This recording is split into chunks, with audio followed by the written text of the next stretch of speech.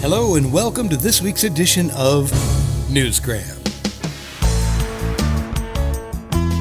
Today I thought it would be fun to jump right into a new character, one that I hope you're going to enjoy meeting. His name is Dan the Ambulance Man, and he's the creation of children's book author Dan Eaton.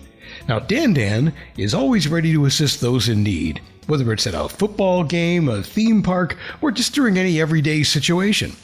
Dan is also a role model for children because he teaches them the importance of emergency services, and he does it in a fun and reassuring way.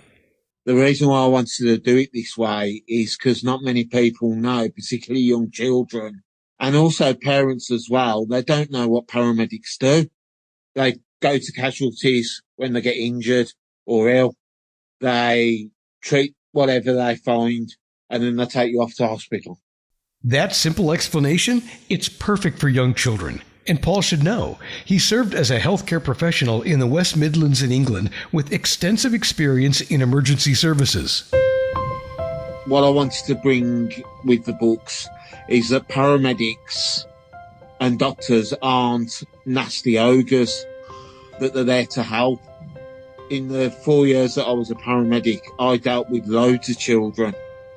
When a stranger turns up in a big ambulance with blue lights going and sirens, and then these paramedics walk in with all their equipment, children, particularly young children, get really scared.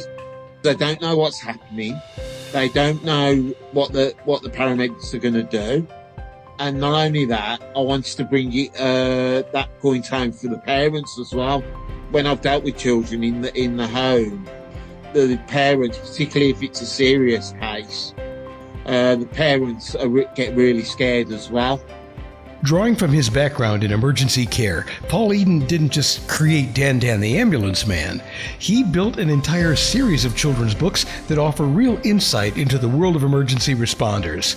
These stories shed light on the daily responsibilities of paramedics, a role he once used to really enjoy until his life took an unexpected turn. I'd sustained a severe head injury and I couldn't drive a vehicle anymore. When you're a paramedic in England, I don't know whether it's the same in America, but when you're a paramedic in England, even though you're with a crew partner, you take it in turns to drive. So they said, I'm sorry, Paul, but there's no way that we can sanction you driving anymore. So I took retirement on medical grounds. And then I went back to my old career, which was a first aid instructor. And I was teaching members of the public, people at workplace first aid, defibrillator, the automatic defibrillator, health and safety, handling and lifting, you name it, I did it. And so his new series of books is just another way for Paul to give back to his community and to continue to help people in brand new ways. In the first book, we meet Percy Bunn the baker, but then in book 2, we meet Lucy Bandage, another first aider that joins Dan to help out at a public event. The third one is Dan the Ambulance Man Goes to the Football Match. And the fourth one is Dan the Ambulance Man Goes to the Theme Park. In that one, everything seems to be going smoothly until Timothy Tornado and George Gander encounters some trouble. Dan's quick response in an unexpected situation helps to save the day. No matter what the scenario, Dan is a calm, capable presence, especially for young children who might be frightened by emergencies or emergency personnel. The stories and illustrations are all designed to normalize the presence of emergency workers and to show that help is always nearby. So let's take a look at the first book, Dan the Ambulance Man meets Percy Bunn the baker. Dan arrives at the scene of a bakery fire to help Percy, who has inhaled too much smoke. There's a picture in the first book, the bakery on fire, and the firemen are there putting the fire out. One of the firemen sees your casualties over there. So Dan the Ambulance Man goes over. He puts an oxygen mask on the face of Percy Bunn the baker because he's having trouble breathing because they're breathing in a lot of smoke. And it says in the book, in the story, that this will help him to breathe. It's oxygen. And then he said that he examined the rest of his body while he's in the ambulance, and when he got to his tummy, Percy winced. And he said when Dan examined it, he had a bad burn on his tummy. So he said, I'm just going to put a burn dressing on that. We'll get you off to hospital.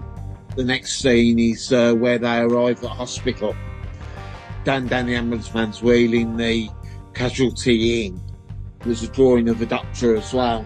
I think it's good storytelling, and it introduces children to medical procedures in a non-threatening way, even an inspiring way. Dan is basically a bridge connecting kids to the helpers in their community. As I said, we're not nasty people.